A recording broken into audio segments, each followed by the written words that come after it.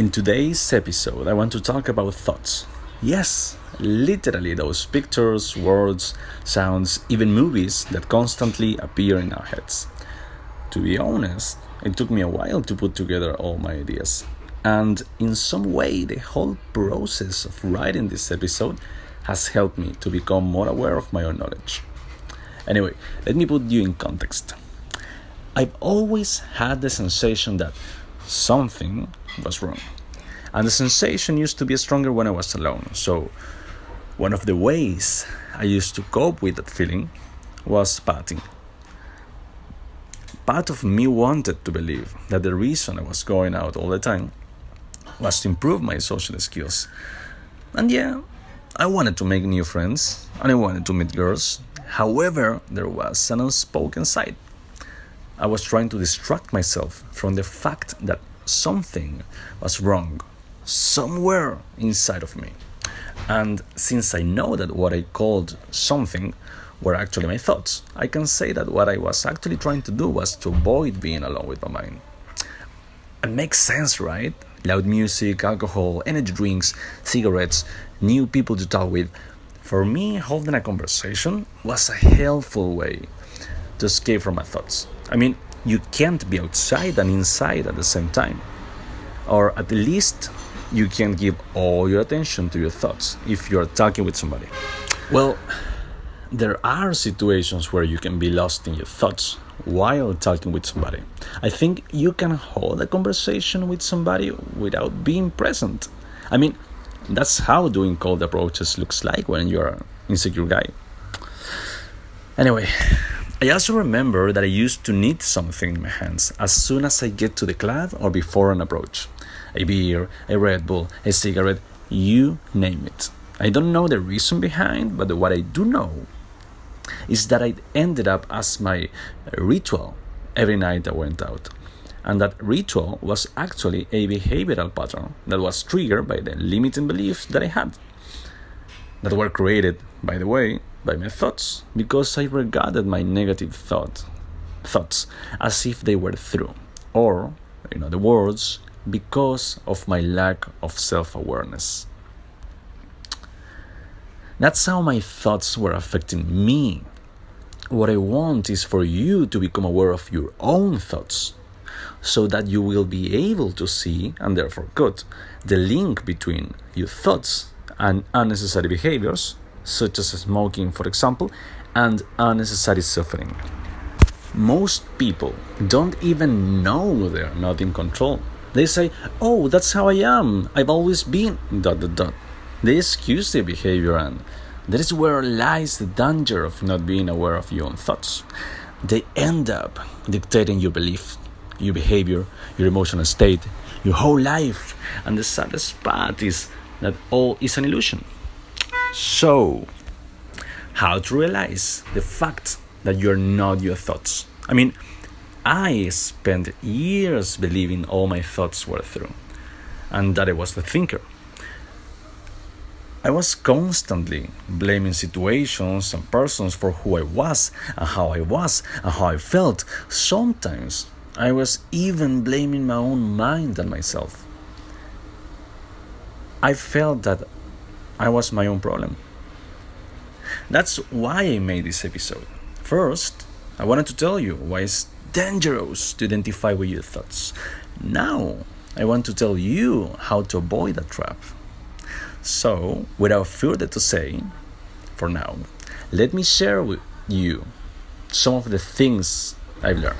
There is a thing called mind wandering, which is the experience of thoughts not remaining on a single topic for a long period of time, particularly when people are engaged in an attention-demanding task. In these situations, people do not remember what happened in the surrounding environment because they are preoccupied with their thoughts. This is the definition you can find on the internet.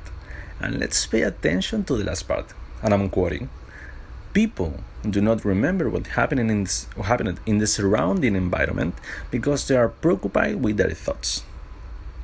Now let's simplify it. People are preoccupied with their thoughts. It's more clear now. People and thought are seen as two different elements. People are not their thoughts. They can be preoccupied or be worried by their thoughts, but they are not their thoughts. You are not your thoughts. I am not my thoughts. We are not our thoughts. It may sound obvious, and I believe you already know you are not your thoughts. The problem, I think, is that most of the time you are thinking without knowing that you are thinking. You are lost in thought. When you are lost in thought, those thoughts color your experiences moment to moment. So, like if they are angry thoughts, then you feel anger, and therefore you become angry. You end up becoming your thoughts, but you also feel you were the thinker of those thoughts. So you identify with the source. And if it happened to you before, the brain has enough information in the now and from the past to make you believe you are an angry person. So the simple idea that you are the thinker of your thoughts ends up creating a strong belief where you start assuming that you are in fact an angry person. What you should do then if a thought you don't like comes in and catches your attention? Well, first you've got to realize that a thought is a thought. Nothing else, period. Just because you have a thought doesn't necessarily mean it's true. Second, you've got to raise your awareness. You should know when you are thinking and what you are thinking. In other words, you should know the moment a thought comes in and the content of that thought. To do that, practice taking mental notes. Every time a thought appears in your mind, take a mental note. This will help you to develop the ability to consciously think about thinking. Third, you've got to accept and understand the fact that there will be more than one thought. For example, if you become angry and you say something hurtful to somebody you like, you will have thoughts like, why I say that? Why I can't control myself? Now I've got to apologize. The list becomes endless, and each thought will bring new emotions or will make the current emotion stronger. Why I say that could easily help the rise of guilt, for example. So the idea is to become aware of those thoughts, but without judgment. One of the things that I do, and I think you should try, is becoming aware when you're role-playing one of your thoughts. I believe that you're not the main character of the movies that your mind plays. So whenever you see yourself reacting to something that is inside of your head, become aware that you are not being present.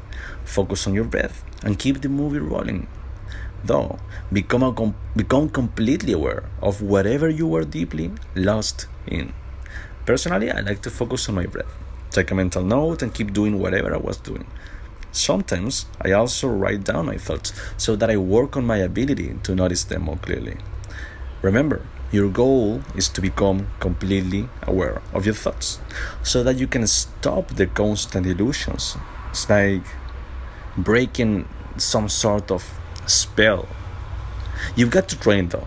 Give yourself 15 minutes per day to write down your thoughts. Focus on what's exactly inside of your head in that moment.